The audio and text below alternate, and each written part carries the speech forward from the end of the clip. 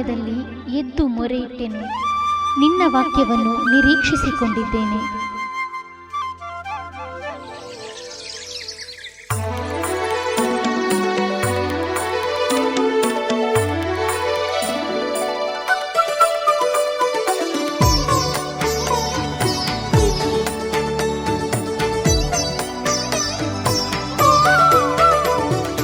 ಪ್ರಿಯ ವೀಕ್ಷಕರೇ, ಈ ಮುಂಜಾನೆಯ ಮುತ್ತು ಕಾರ್ಯಕ್ರಮಕ್ಕೆ ತಮಗೆಲ್ಲರಿಗೂ ಯೇಸು ಕ್ರಿಸ್ತನ ಸುಮಧುರ ನಾಮದಲ್ಲಿ ಸ್ವಾಗತ ಹಾಗೂ ಪ್ರೀತಿಪೂರ್ವಕವಾದ ವಂದನೆಗಳು. ಈ ಸಮಯವು ಆಶೀರ್ವಾದದ ಸಮಯವಾಗಿದೆ. ಸ್ವಲ್ಪ ಸಮಯ ಈ ಬೆಳಗಿನ ಜಾವದಲ್ಲಿ ನಿಮ್ಮೊಂದಿಗೆ ದೇವರ ಶ್ರೇಷ್ಠವಾದಂಥ ವಾಗ್ದಾನವನ್ನು ನಾವು ಹಂಚುವವರಾಗಿದ್ದೇವೆ. ಹಿರಿಯ ಸೇವಕರಾದ ಪಾಸ್ಟರ್ ವಿಜಯ್ ಭೇಟಿ ಮತ್ತು ನಾವಿದ್ದೇವೆ. ಇವತ್ತಿನ ವಾಗ್ದಾನವನ್ನು ನಾವು ನಿಮ್ಮ ಮುಂದೆ ಶೇರ್ ಮಾಡ್ತೇವೆ. ಈ ವಾಗ್ದಾನದ ಮೂಲಕ ದೇವರು ನಿಮ್ಮನ್ನು ಆಶೀರ್ವದಿಸುವನಾಗಿದ್ದಾನೆ. ಪಾಸ್ಟರ್ ವಿಜಯ್, ಇವತ್ತಿನ ವೀಕ್ಷಕರಿಗೆ ಈ ಮುಂಜಾನೆಯ ಮುತ್ತು ಈ ಕಾರ್ಯಕ್ರಮದಲ್ಲಿ ಯಾವ ವಾಗ್ದಾನವನ್ನು ನೀವು ಹಂಚಲಿಕ್ಕೆ ನೀವು ಬಯಸ್ತೀರಿ? ನಾವು ಇವತ್ತು ದೇವರಾತ್ಮ ನಮಗೆ ಕೊಡುವಂಥ ವಾಗ್ದಾನ ವಚನ ಕೀರ್ತನೆ 127, ಅದರಲ್ಲಿ 2ನೇ ವಚನವನ್ನು ನಾವು ಧ್ಯಾನಿಸುವ. ಕೀರ್ತನೆ 127 2ನೇ ವಚನ. ಈ ವಾಕ್ಯ ಭಾಗ ನಾವು ನೋಡ್ತಿದ್ದೇವೆ. ಬೆಳಗಾಗುವುದಕ್ಕಿಂತ ಮುಂಚೆ ಏಳುವವರೇ, ಹೊತ್ತು ಮೀರಿ ಮಲಗುವವರೇ, ನೀವು ಆಹಾರಕ್ಕಾಗಿ ಇಷ್ಟು ಕಷ್ಟಪಡೋದು ವ್ಯರ್ಥ. ಆತನು ಅದನ್ನು ತನ್ನ ಪ್ರಿಯರಿಗೆ ನಿದ್ರೆಯಲ್ಲಿಯೂ ಕೊಡುತ್ತಾನೆ. ಆಮೆನ್. ಈ ವಾಕ್ಯ ಸಾಮಾನ್ಯವಾಗಿ ನಾವು ಅಷ್ಟು ಸೀರಿಯಸ್ಲಿ ತಗೊಳ್ಳೋದಿಲ್ಲ ಇದನ್ನು, ಈ ವಾಗ್ದಾನವನ್ನು. ಅದರಲ್ಲಿ ಗಮನಿಸಬೇಕಾದ ಸತ್ಯ ಏನಂದರೆ, ನಮ್ಮ ಒಂದು ದಿನ ಬೆಳಗ್ಗೆ ಕಣ್ಣು ತೆರೆದರೆ ರಾತ್ರಿ ಮಲಗುವವರೆಗೆ ನಮ್ಮ ಎಲ್ಲ ಪ್ರಯಾಸ, ಎಲ್ಲ ಪ್ರಯತ್ನಗಳು, ಕಷ್ಟ ಪಡೋದು, ತಲೆ ಕೆಡಿಸಿಕೊಳ್ಳೋದು, ಆರೋಗ್ಯ ಹಾಳು ಮಾಡಿಕೊಳ್ಳೋದು, ಅದೆಲ್ಲ ಯಾವುದು ಕೇಳಿದರೆ ನಮ್ಮ ಆ ಬೇಸಿಕ್ ನೆಸೆಸಿಟೀಸ್ಗೋಸ್ಕರ. ಅಂದರೆ ಊಟ, ನಮ್ಮ ಅವಶ್ಯಕತೆ, ದಿನದ ಬಟ್ಟೆ, ವಸತಿ. ಇಲ್ಲಿ ದೇವರು ಎಷ್ಟೊಂದು ನಮ್ಮ ಬಗ್ಗೆ ಕರುಣೆ ಉಳ್ಳವರದ್ದಾಗಿದ್ದಾರೆ ಅಂದರೆ, ನಾವು ಅತಿ ಪ್ರಾಮುಖ್ಯವಾಗಿ ಫಸ್ಟ್ ನಾವು ಅಪೇಕ್ಷೆ ಮಾಡೋದು ಊಟನೇ. ಹೊಟ್ಟೆ ತಣ್ಣಗಾದ್ರೇ ಮುಂದೆ ನಾವು ಬಟ್ಟೆ ವಿಷಯ ಚಿಂತೆ ಮಾಡ್ತೇವೆ, ಮನೆ ವಿಷಯ ಚಿಂತೆ ಮಾಡ್ತೇವೆ, ಅಲ್ಲಿರಿಗೆ ಯಾವುದು ಬರೋದಿಲ್ಲ. ಅಂದರೆ ಮೊದಲನೇದೇ ಆಹಾರ. ಆದರೆ ಇಲ್ಲಿ ಅವರೇನು ಹೇಳ್ತಿದ್ದಾರೆ, ದೇವರೇನು ಹೇಳ್ತಿದ್ದಾರೆ, ಅದನ್ನು ಮಾಡಲಿಕ್ಕೆ ನಾವು ಬೆಳಗಾಗೋದಕ್ಕಿಂತ ಮುಂಚೆ ಹೇಳ್ತೇವೆ ಅಂತ. ಇದಕ್ಕೋಸ್ಕರ, ನಮ್ಮ ಅನುದಿನದ ಆಹಾರಕ್ಕೋಸ್ಕರ, ಅವಶ್ಯಕತೆಗೋಸ್ಕರ ನಾವು ನಸಿಕಿನಲ್ಲಿ ಅಷ್ಟು ಬೇಗ ಇದ್ದು ಎಲ್ಲ ಅವಸರ ಎಲ್ಲ ಮಾಡಿಕೊಂಡು ಅದನ್ನು ಮಾಡಿ ಇದನ್ನು ಮಾಡಿ ಹೋಗಿ ಕೆಲಸ ಮಾಡಿ ಅಷ್ಟೆಲ್ಲ ಮಾಡಿ ಬರೋ ಉದ್ದೇಶ ಯಾವುದಂತ ಫೈನಲಿ ನೋಡ್ಲಿಕ್ಕೆ ಹೋದ್ರಲ್ಲಿ ನಮ್ಮ ಅಗತ್ಯಗಳು. ಎಸ್ ಪಾಸ್ಟರ್, ಒಂದು ನಿಮಿಷ. ಇದರಲ್ಲಿ ನೀವು ಹೇಳಿದ್ದು ವಾಕ್ಯ ಎಷ್ಟು ಒಂದು ಸ್ಪಷ್ಟ ಅಂತ ಹೇಳಿದ್ರೆ, ನಾನು ಅನೇಕ ಸಲ ಅನೇಕರನ್ನು ನನ್ನ ಕಾಂಟ್ಯಾಕ್ಟ್ ಮಾಡುವಾಗ ಹೇಳುವಂಥವ್ರು ಮಾತಂದ್ರೆ, ಇಷ್ಟು ನಾವು ಪ್ರಯಾಸ ಪಡ್ತೇವೆ, ಇಷ್ಟು ಎಫರ್ಟ್ ಮಾಡ್ತೇವೆ, ಇಷ್ಟು ದುಡಿತೇವೆ, 12 ತಾಸುಗಳು ನಾವು ದುಡಿತೇವೆ ಎಂಬುದಾಗಿ. ಆದರೆ ನಮ್ಮ ಅವಶ್ಯಕತೆ ಪೂರೈಸಲ್ಪಡೋದಿಲ್ಲ, ಆಗ್ತಾ ಇಲ್ಲ, ಶೂನ್ಯ. ನಮ್ಮ ಏನು ಇನ್ಕಮ್ ಇದೆ, ನಾವು ಪಟ್ಟ ಪ್ರಯಾಸ ವ್ಯರ್ಥ. ಯಾಕಂತ ಹೇಳಿದ್ರೆ ಯಾವುದಕ್ಕೂ ಕೈಗೂಡುವುದಿಲ್ಲ ಎಂಬುದಾಗಿ. ಇಷ್ಟು ಪ್ರಯಾಸ ಪಟ್ಟು ಎಲ್ಲಿಂದ ಎಲ್ಲಿಗೆ ಹೋಗ್ತದೆ ಎಂಬುದಾಗಿ ಗೊತ್ತಾಗೋದಿಲ್ಲ ನಮಗೆ ತಿಳಿದ. ಅದು ಕೂಡ ಅವರು ಏನು ಹೇಳ್ತಿದ್ದಾರೆ, ನೈಟ್ವರೆಗೆ ದುಡಿತಾರೆ, ಬೆಳಗ್ಗೆ ಎದ್ದುಕೊಂಡು 4:30ಗೆ ಎದ್ದುಕೊಂಡು ಅವರವರ ಏನು ಬಿಸ್ನೆಸ್ಸಿಗೆ ಉಂಟಲ್ಲ ಅಷ್ಟು ಟೈಮ್ ಇನ್ವೆಸ್ಟ್ ಮಾಡ್ತಾರೆ. ಅದರ ರಿಸಲ್ಟ್ ಏನಂತ ಹೇಳಿದ್ರೆ ಅವರು ಹೇಳ್ತಿದ್ದಾರೆ ಶೂನ್ಯ ಎಂಬುದಾಗಿ. ಶೂನ್ಯ. ಎಸ್ ಅಷ್ಟೇ. ಈಗ ನೀವು ಸಹ ಮುಂಬೈಲಿದ್ದರೆ, ನಾನು ಸಹ ಮುಂಬೈಲಿದ್ದೆ. ಎಸ್, ಹೌದು. ಅಲ್ಲಿ ನೋಡಿದರೆ ಬೆಳಗ್ಗೆ 3 ಗಂಟೆ 4 ಗಂಟೆಗೆ ಎದ್ದು ಹೊರಟು ಬಿಡ್ತಾರೆ. ಹೌದು. ರಾತ್ರಿ ಮನೆ ಆಗಿದೆ ಅಲ್ಲಿದು. ರಾತ್ರಿ ಬರೋ 11 ಗಂಟೆ ಆಗ್ತದೆ, 12 ಗಂಟೆ ಆಗ್ತದೆ. ಅಂದರೆ ಎಷ್ಟೋ ಸಾರಿ ಮಕ್ಕಳು ಮುಖನೇ ನೋಡೋದಿಲ್ಲ ತಂದೆ ಅಂದರು. ಇದೆಲ್ಲ ಯಾಕೆ ಅಂತ ನೋಡ್ಲಿಕ್ಕೆ ಹೋದಾಗ ಅಲ್ಲೇನಿದೆ, ನಮ್ಮ ಬೇಸಿಕ್ ನೆಸೆಸಿಟೀಸ್. ಇದಕ್ಕೋಸ್ಕರ ಪ್ರಯಾಸ. ಅದರಲ್ಲಿ ವಾಕ್ಯ ಹೇಳುವುದೇನು, ದೇವರು ವಾಗ್ದಾನ ಮಾಡೋದೇನು ಹೇಳ್ತಿದ್ದಾರೆ, ಅವ್ರೇನು ಹೇಳ್ತಿದ್ದಾರೆ, ಇದು ಬಹಳ ಮುಖ್ಯ ಇದೆ. ಅಲ್ಲಿ ಬೆಳಗಾಗುವುದಕ್ಕಿಂತ ಮುಂಚೆ ಹೇಳುವವರೇ, ಹೊತ್ತು ಮೀರಿ ಮಲಗುವವರೇ, ನೀವು ಆಹಾರಕ್ಕಾಗಿ ಕಷ್ಟಪಡುವುದು ವ್ಯರ್ಥ ಹೇಳ್ತಾರೆ ಅವರು. ನಾವು ಇದನ್ನು ಜಸ್ಟ್ ಹಾಗೆ ಮಾತಾಡಿದರೆ ಪಾಸ್ಟರ್ಗಳಿಗೆ ಸರಿ ಇಲ್ಲ ತಲೆ ಅಂತ ಹೇಳ್ತಾರೆ. ನಮಗೆ ನಾವು ಕಷ್ಟಪಡೋದು ಇನ್ಯಾರು ಕೊಡ್ತಾರೆ ನಮಗೆ, ಮೇಲಿಂದ ಬರ್ತದ ಕೆಳಗಿಂದ ಬರ್ತದ ಪ್ರಶ್ನೆ ಮಾಡ್ತೇವೆ ನಾವು. ಆದರೆ ಅಲ್ಲಿ ಮುಂದೆ ದೇವರೇ ಉತ್ತರ ಕೊಡ್ತಾರೆ ಅದಕ್ಕೆ. ಅವರೇನು ಹೇಳ್ತಿದ್ದಾರೆ, ಆತನು ಅದನ್ನು ತನ್ನ ಪ್ರಿಯರಿಗೆ ನಿದ್ರೆಯಲ್ಲೂ ಕೊಡ್ತಾನೆ. ಈ ನಿದ್ರೆಯಲ್ಲಿ ಹೇಗೆ ಕೊಡೋದು ಅಂತ ಒಂದು ಪ್ರಶ್ನೆ. ಹೌದು. ನನಗೆ ದೇವರು ಈ ಅನುಭವಗಳಲ್ಲಿ ಕಂಡು ಬಂದದ್ದು ನಾನು ನೋಡಿದ್ದು, ನಾನು ಹೊರಗಿನವರಲ್ಲೂ ನೋಡಿದ್ದೇನೆ, ನನ್ನಲ್ಲೂ ನೋಡಿದ್ದೇನೆ.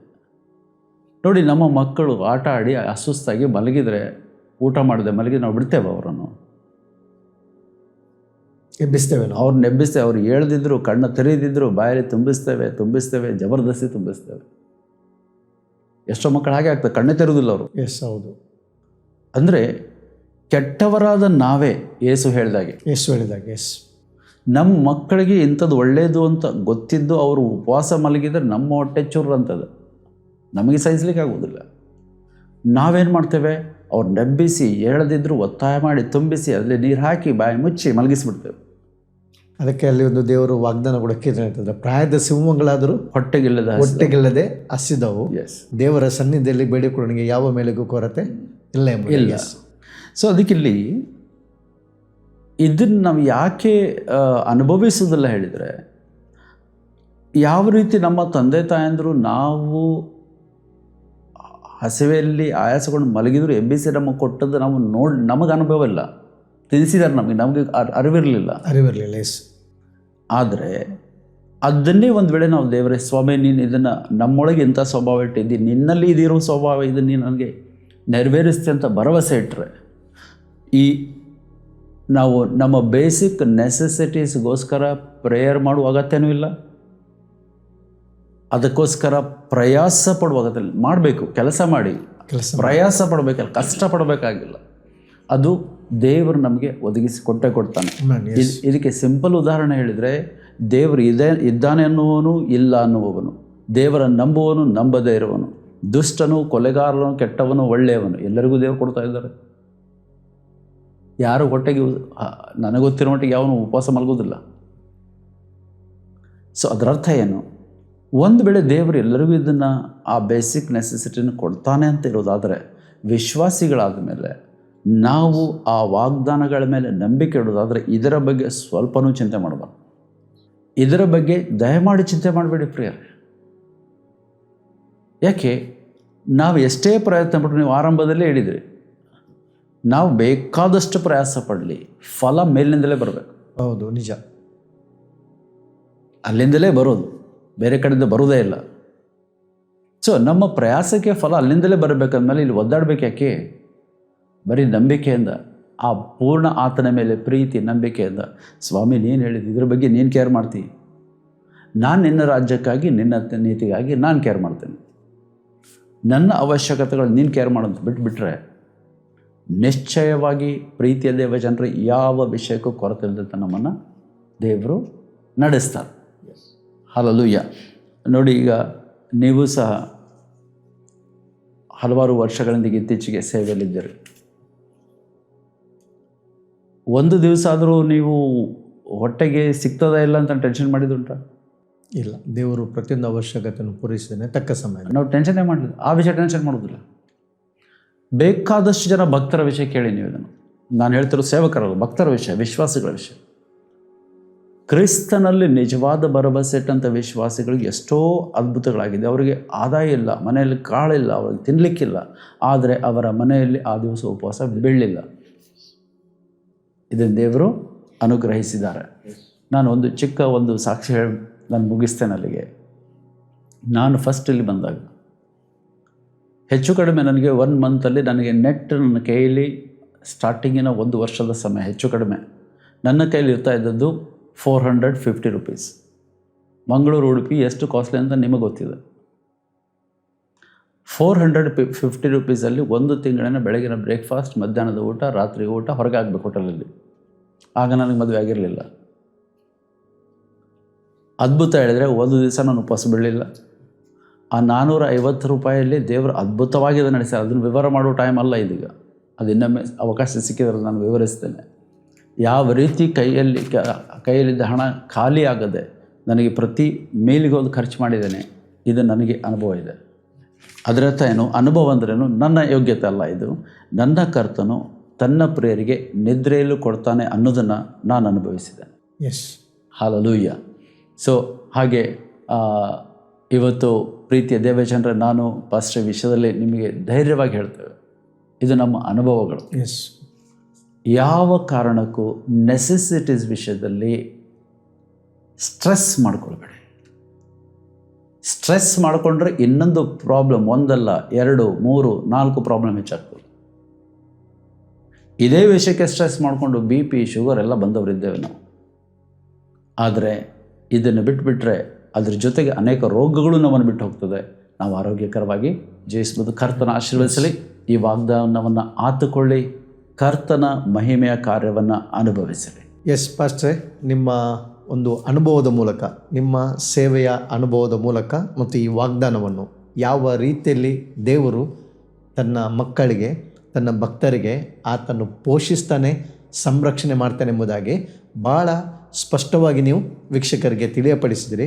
ಅದರಿಂದ ನಾನು ಕೂಡ ಒಂದು ಮಾತು ವೀಕ್ಷಕರಿಗೆ ಈ ಒಂದು ವಾಗ್ದಾನದ ಮೇಲೆ ನಾನು ಮಾತಾಡಲಿಕ್ಕೆ ನಾನು ಬಯಸ್ತೇನೆ ಅಂತ ಹೇಳಿದ್ರೆ, ಇವತ್ತು ನಮ್ಮ ಎಲ್ಲ ಅವಶ್ಯಕತೆಗಳಿಗೋಸ್ಕರ ದೇವರ ವಾಕ್ಯದಲ್ಲಿ ಯೇಸು ಹೇಳಿದಾರಲ್ಲ, ಆಕಾಶದಲ್ಲಿ 2 ಹಕ್ಕಿಗಳನ್ನು ನೋಡಿರಿ ಎಂಬುದಾಗಿ ಅಲ್ವಾ. ಅವು ಏನು ಕೂಡ ಡೆಪಾಸಿಟ್ ಇಲ್ಲ, ಅದಕ್ಕೆ ಯಾವ ರೀತಿಯ ಒಂದು ವ್ಯವಸ್ಥೆ ಇಲ್ಲ. ಆದರೂ ಕೂಡ ದೇವರ ವಾಕ್ಯ ಹೇಳ್ತದೆ, ಹಕ್ಕಿಗಳನ್ನು ಸೃಷ್ಟಿ ಮಾಡಿದಂಥ ನಿಮ್ಮ ತಂದೆ ಎಂಬುದಾಗಿ ಅವನೇನು ಮಾಡ್ತಾನಂತೆ, ಪೋಷಿಸ್ತಾನೆ. ಆದ್ದರಿಂದ ಅನೇಕ ಬಾರಿ ನಾವು ನಮ್ಮ ಅವಶ್ಯಕತೆಗೋಸ್ಕರ ನಾವು ಚಿಂತಿಸುವಾಗ ಏನಾಗ್ತದೆ ಅಂತ ಹೇಳಿದ್ರೆ, ನಾವು ದೇವರ ಮೇಲೆ ನಂಬಿಕೆಯನ್ನು ಕಡಿಮೆ ಮಾಡ್ತೇವೆ, ಕಳ್ಕೊಂಡು ಬಿಡ್ತೇವೆ. ಆದ್ದರಿಂದ ಪ್ರಯಾಸ ನಾವು ಪಡಬೇಕು.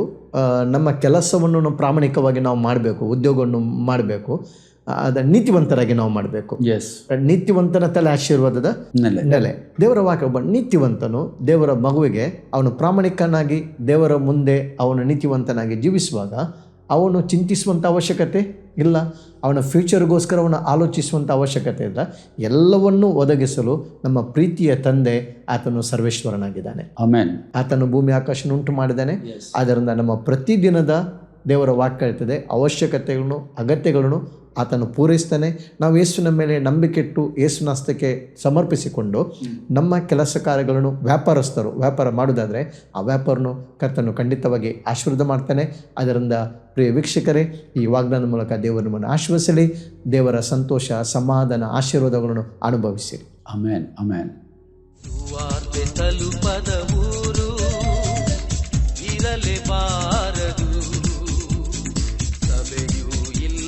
ಗ್ರಾಮ ಇರಬಾರದೆಲ್ಲಿಯೂ, ವಾರ್ತೆ ತಲುಪದ ಊರು ಇರಲೇಬಾರದು. ಸಭೆಯೂ ಇಲ್ಲದ ಗ್ರಾಮ ಇರಬಾರದೆಲ್ಲಿಯೂ. ಇದುವೇ ನಮ್ಮ ಬಯಕೆ, ಇದುವೇ ನಮ್ಮ ಗುರಿಯು, ಇದುವೇ ನಮ್ಮ ಬಯಕೆ, ಇದುವೇ ನಮ್ಮ ಗುರಿಯು. ಸುವಾರ್ತೆ ತಲುಪದ ಊರು ಇರಲೇಬಾರದು. ಸಭೆಯೂ ಇಲ್ಲದ ಗ್ರಾಮ ಇರಬಾರದು.